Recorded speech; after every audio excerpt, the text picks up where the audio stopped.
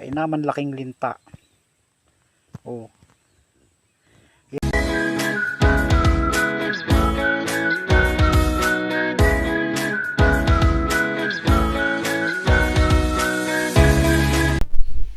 Good morning mga idol. Tayo ay mamamana na naman. Ano po? Ayan, at dito tayo sa spot na kung saan lagi po akong namamana. Ano po? Ayan yung spot ko na masukal, madamo at madaming linta. Ayan, at ambush style po tayo. Pakalubog ay ayan, abang-abang lang po ano. At hindi ka pwede magginalaw dyan. At ang isda po dyan ay masyadong maiilap. Ano po? Lalo yung malalaki. Ang madalas pong nalapit dyan ay yung medyo maliliit lang. Ano po? Hindi po ako napana ng ganong isda. Ayan o. At yung medyo maliliit po nasa gawing unahan ko pa din.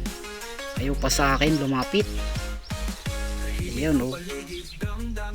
Ayan. Tiyagaan ang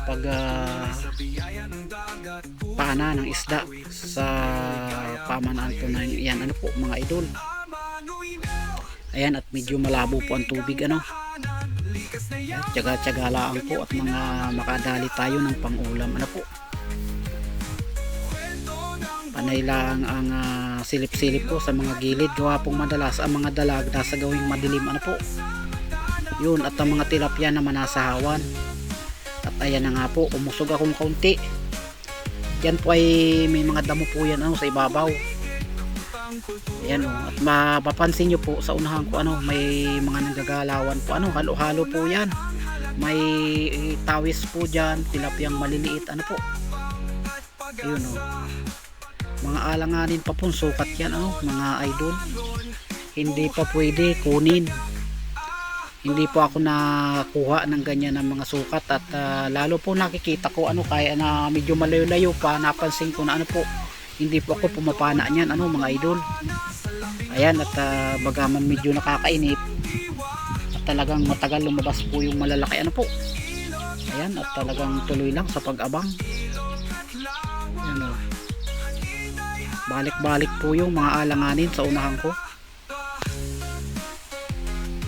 Ayan, at bago po ako dumating dyan, may nasilip na po ako, naglabo dun sa unahan pa po ng maliliit pong yan ano mga idol. Medyo malaki na po siya ano, at nakakailang magkakasama. Ayan, at hinihintay ko po ano, nagbabaka sakali ako na pupunta po sa may tapat ko pong yan ano po. Ngunit sa medyo ko tumagal na po ako ano, at wala pa, hindi pa sisipunta dyan ano po, hindi pa sila nababa. Umahon po kasi kanina ano mga idol. Yun o. Patuloy lang din yung medyo alanganin sa mga gagalaw sa unahan ano po. Yan, tiyaga-tiyaga mga idol. At talaga naman ang kailangan natin ng pangulam. Wala pa yung malalaki ano mga idol. Yan, kaunting tis pa. At magpapakita na po yun ano, mga galing din po siya dun sa taas ano po, sa taas po sila nang galing yung mga mapapana ko po dyan ano po. Yun, may naaninag na po ako doon sa unahan ko sa taas, kaya lang po ay hindi po abutin ng dala kong pana ano po. Alanganin pa yung distansya ano po, hindi nga po kita sa camera, gawa po na medyo malabo po sa gawing taas-taas po niyan ano. Hindi po aabutin ng pana kung akin pong puputukan. Ayun po, may isang malaki-laki na pong ano, gurami ano po, lumapit sa akin. Kaya lang po hindi po ako nakuha ng ganong isda ano po, kahit malalaki na. Tilapia, dalag lang po ang ating hinahunting sa kahito. Yan, tuloy pa din. Umusog-usog din po kung kaunti. At dyan na po natin madadali yung maganda-gandang tilapyang unang huli ano po. Ayan, yung shout out po ay abang-abangan nyo po mga idol sa hulihan ano po.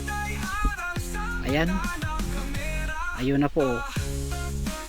Yun o. Dumating po yung dalawa na magkasunod. Malalapad na po yan ano, medyo malayo lang po. Ayun, napana ko po yung isa. Malalapad na po yun, sa 5 finger na po ano. At pagkapana ko po nun ay nawala na po yung kasamahan nun. Umusog uli ako sa gawing taas, ayan ho, madilim na. At talaga pong yan ay makapal po ang damo sa ibabaw niyan, ano mga idol. Hindi po mapapansin na tubig po ang ilalim niyan kung hindi kayo lulubog sa damon, ano po, at damo po ang ilalim niyan. Mga ulapi, kangkong, water lily, ano po. Ayan. Inayos ko saglit po yung aking goggles, ano po. Tapos bumalik uli ako sa ilalim. Talaga namang tiyatyaga-tyaga laang pag-hunting. Yun. Sa unahan ko may natanaw din po ako, ano. Medyo maliliit pa. Alanganin pa din, panain.